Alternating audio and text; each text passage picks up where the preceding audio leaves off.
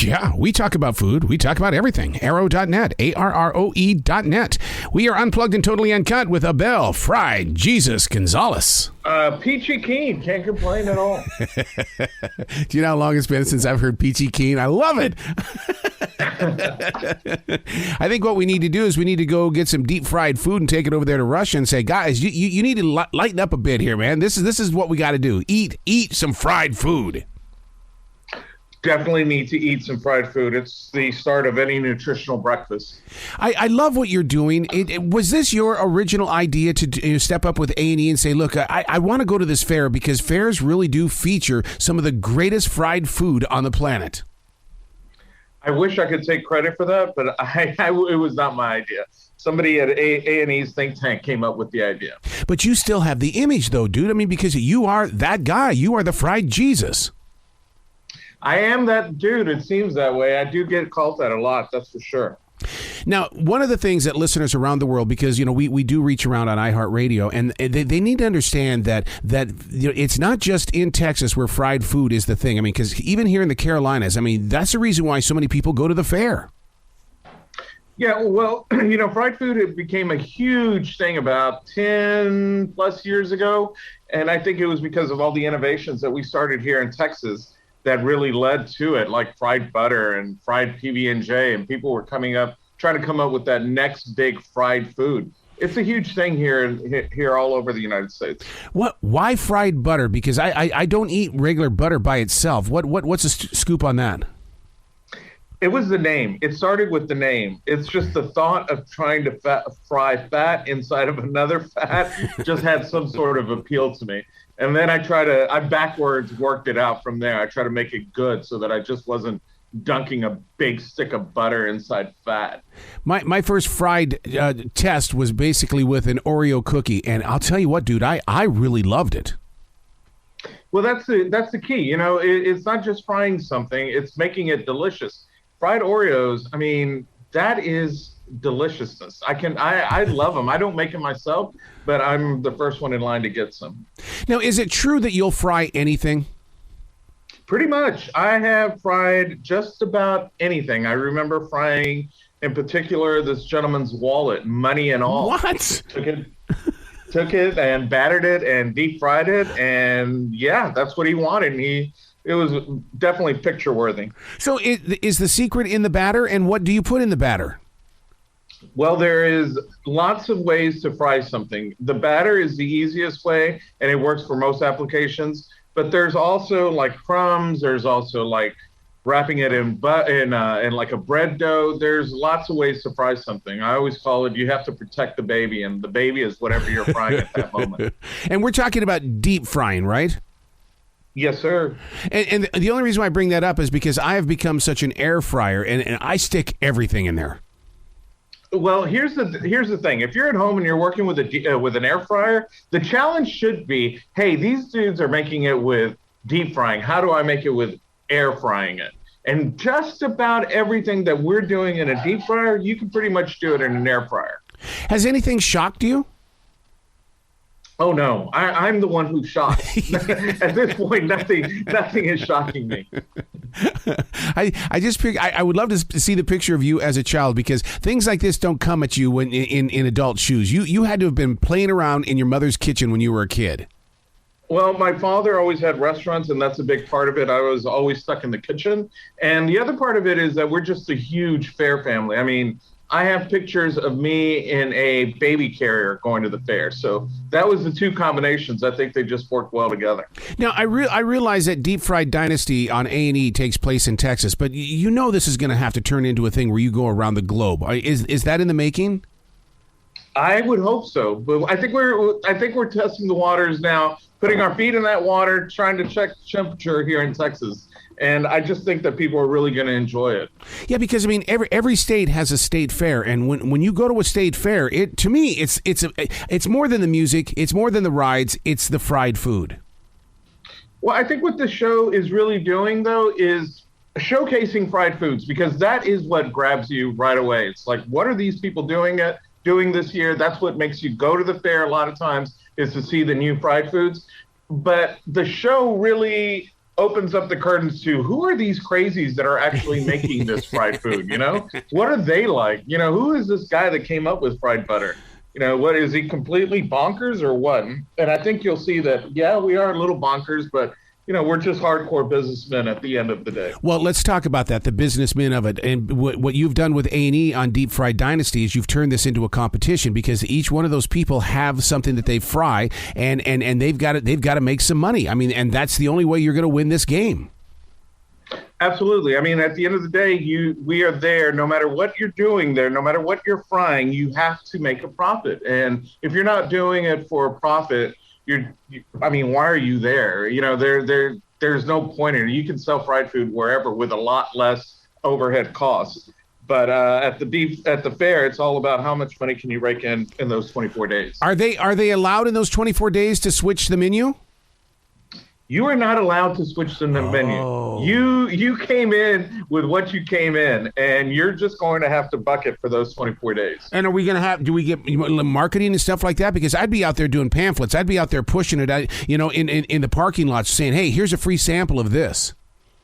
We do that, but it's definitely with a fair slant. I mean, you're talking about barking at your customers from your booth. You're talking about trying to get those people that are just walking by, trying to get anything you can do to get people's attention so that they come to your booth and try what you're selling. Well, I totally get that, because I'm in the movie promotions business, and we do guerrilla marketing all the time. Plus, I'm also a mobile DJ, and we do wedding shows all over the South. I mean, I totally understand where you've got, how many seconds? 7 seconds to get the attention of a passerby?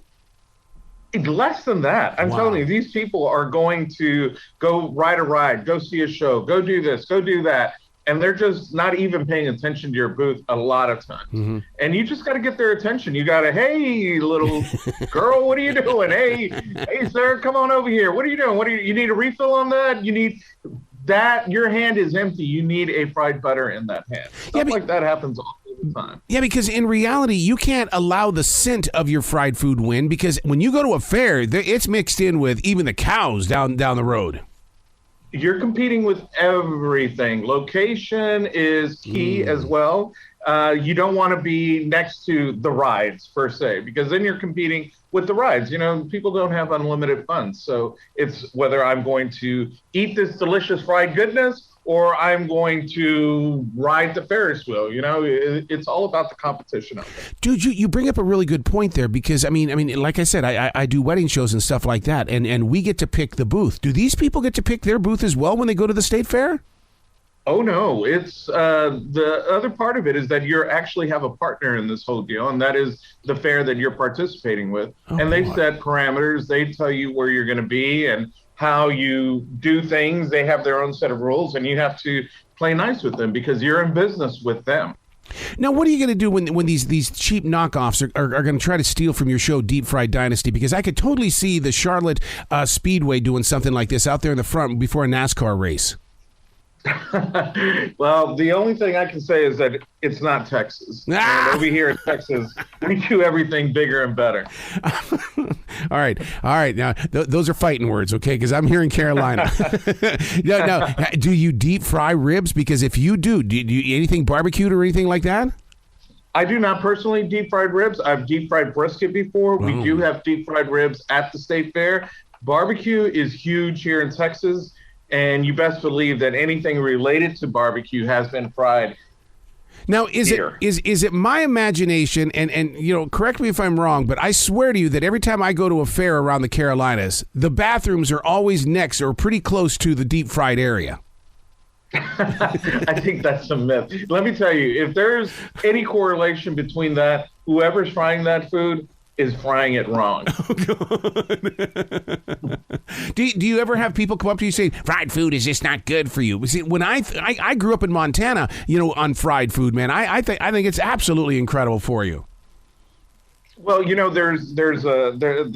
we're doing is not for everyone. You're right. There are people that are just like, that's gross. I don't want to have it. I'm not going to deal with that. And that's fine. I mean, but we're not catering to that crowd. Yeah. We're catering to the crowd that goes out and wants to have fun, goes for the entire fair experience. We're really not that much different than the thrill rides. We're thrill foods. So now let me ask you let's play this game now. In the way, do you go up to those that are competing on Deep Fried Dynasty and say, you're in your booth, it's a 10 by 10 or it could be a 10 by 20, but you cannot go more than 5 feet away from your booth. You have to stay within a certain area. Oh no, that is not a rule. You can move around. You can go try to get that money any way you can. Really? Because I mean, you can go onto the competitor's territory, because I would be having a stinking fit if somebody was in my area. Well, the thing with us is that like my booth in particular, we're right next to a competitor that all they do is fried food. So we're battling for the same crowd, walking the same beat, passing the same booths, and you're just trying to grab what you can, and hopefully your food is going to outshine their food. Do you give them the stink eye during the day? That's been known to happen. Yeah, because you're trying to figure out, okay, why all of a sudden are they drawn to that area? And you're sitting there going, geez, I can give you guys a better flavor. Yeah, absolutely. It's all about the salesmanship. Showmanship out there at the fair is everything, plus your food. What's grabbing the attention? What is that food for that year that's really going to make a dent? And you have to shine so that you can beat your competitors, so they are running to your booth instead of theirs. How well would deep fried bologna taste, or are those days over? Deep fried bologna is delicious. Yes. I've done it. It's really good. It's really good. If you're a fan of bologna sandwich, especially like a smoked bologna, you take that and you kind of add like a bread to it, and then it's all packaged in one.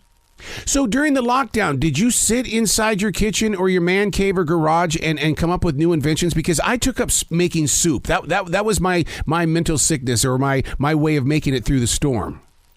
Everybody has their own way of dealing with COVID, and I would be lying if I didn't say my mind kept going towards fried foods. How are we going to do this? Or what would be fun? Or actually getting in the kitchen and actually trying it. What are you like at a grocery store? I'm crazy. I just start picking up all kinds of different ingredients. I'll do this, I'll take this, and none of it makes sense. I'm putting it on the little belt there, and the lady's just kind of looking at me like, what the hell is this dude cooking? Now, do you when you go there, can you add spices because into the deep fryer and stuff? Oh yeah, you got to be careful. The intense heat of that fryer tends to kill spices. I mean, that's one of the challenges. You're working in that medium, so whatever you're adding to the deep fryer, you have to know it's gonna change when it comes out of the fryer. Yeah. It's our job to make it delicious either way. One of the things that we've taken note of here in the Carolinas when it comes to deep fryers and stuff like that in restaurants is that there are people that will come and buy that grease because they actually have, I don't know how they did it, but they run their cars on that stuff. That's the part where we feel like we're giving back to the community. We are actually recycling all our deep fried grease, and it's making buses run. Here in Dallas, they actually use it to run the school buses. See, it's full circle then for you, isn't it? Absolutely. We are making a profit, but also giving back. Now, have you invented your own deep fried object or food in the way that where people go, damn, Abel, what the hell, man? How did you do that? And we didn't even think about it. Everything that I sell at my booth is original. So really? I've created everything that I sell. I am the inventor of fried butter. I am the inventor of fried cookie dough, fried PB&Js, fried jambalaya, fried lobster, all those things I came up with. Fried jambalaya, dude. I mean, we're talking about not only fried, but we're talking spicy. It's spicy. It has sausage. It has chicken, rice. We serve it with a nice sauce. It is one of our top sellers. Why are you wasting your time at a fair when you could be doing this in a restaurant? I actually have a restaurant. We just opened up 2 weeks ago, and I'm sitting here ready to open. So hopefully we get some fried food fanatics coming through our place. And you know who's going to show up one day unexpected? It's going to be that darn chef. The God, what's his name? The Gordon Ramsay's going to come knocking on your door one day. I hope he does, because I think I can show him a couple of things about frying foods. He can show me a lot of things, but he's not going to be able to really school me on frying foods. Deep fried chocolate with bacon wrapped around it. How is the chocolate ooey and gooey on the inside? Yeah, so something like that, what you have to do is you got to par bake your bacon and then wrap it around, and you have to put it in the fryer at the right temperature so that the chocolate survives and the bacon gets crispy. It's an art. Well, speaking of that art, there has to be an art to what is going to give my guest or my client something that's going to make them go, oh my God, I got to tell my friends about this. But at the same time, it can't turn their stomach because there's too much sugar involved. Well, there are ideas that you have that you think will work, but they don't work. And that's all in the trial. That's all in the test kitchen. You know, it's not just coming up with a great idea. It's coming up with an idea that's actually workable at the fair and that's going to be delicious. You don't want to be a one-off where you had this great idea and everybody thinks they want to try it, but then they try it and they hate it and they never come to your booth again. But don't you love that, though, the master of reinvention? Because like doing the wedding shows and stuff like that, you've always got to come up with the hook. And what is that hook going to be, and will it work? And if it doesn't work, what do you do? Well, I think that's what makes the people that are involved in this kind of deep fried revolution so special, because they are very creative. All of them are very creative, and they all have the culinary chops to make it happen. So that's what makes it interesting, is seeing these people and how they work and how they come up with these ideas and how they actually execute it. Because you're such a creative person with that deep fryer, I got to tell you, I've tried this new Coke, which is called Starlight. I love the flavor, but the thing about it is everybody who's tasting it has a different taste about it. I would love to fry it and just see what it would taste like with all that great stuff around it. And I'm sorry. Now I'm interested. What is this? What is this wonderful product you're working with? It's called Starlight. It's from Coke, and nobody. Every time you get somebody tastes it, they get a different flavor. Like I think it tastes like cotton candy. Other people say it tastes like s'mores, and everybody's getting a different flavor. It's like, how are we all getting this a different flavor from one can of this Starlight? Well, now you have me really intrigued, because I have never tried the Starlight, and I am the inventor of fried Coke. So this seems like something that I really, really want to try, especially if everybody's getting a different opinion of it. Well, yeah, I need to get my hands on this product. It's almost like they've done, like they've turned it into the smart soft drink in the way that it's supposed to be different inside your palate. I'm all over this. I swear I'm going to get off the phone with you and go and try to find some of this product. Yeah. So what goes into Toffee Coffee, since we're talking about liquids? Toffee Coffee. I have never heard of this product. I feel like I'm so behind on the times here. Toffee Coffee. I am not. The Toffee Coffee Cake. I get you. Now I know what you're talking about. Okay. So it's like a coffee cake.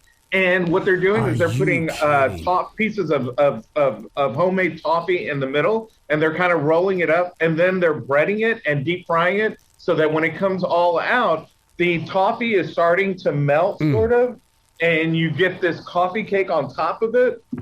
It's delicious. So don't you think that part of the fun of being at the fair and having the deep fried food is me on my side of the booth just watching you make something that you're making for me? Well, that's I hope that's going to come across on the show. I'm sure it will, because that's a big part of it. It's the fan reaction. It's the people that actually go out and try it. You know, what are they thinking of it? Are they loving it? Are they hating it? Do they think it's too weird to handle? Are they automatically putting it in the garbage can? Yeah. What is the reaction of the people out there that are actually trying it? How do you react to something like that when somebody goes, oh, blah, blah, blah, blah? You don't. You kind of laugh it off, and you realize that it's not, what you're doing is not for everybody, and everybody is not going to love everything you do. So you kind of like, oh, well, it's not for you. Next. Do you find yourself, when you're not at the fair, going to flea markets and doing things, or what do you do? I mean, I know you got the restaurant now, but you can't turn off your art.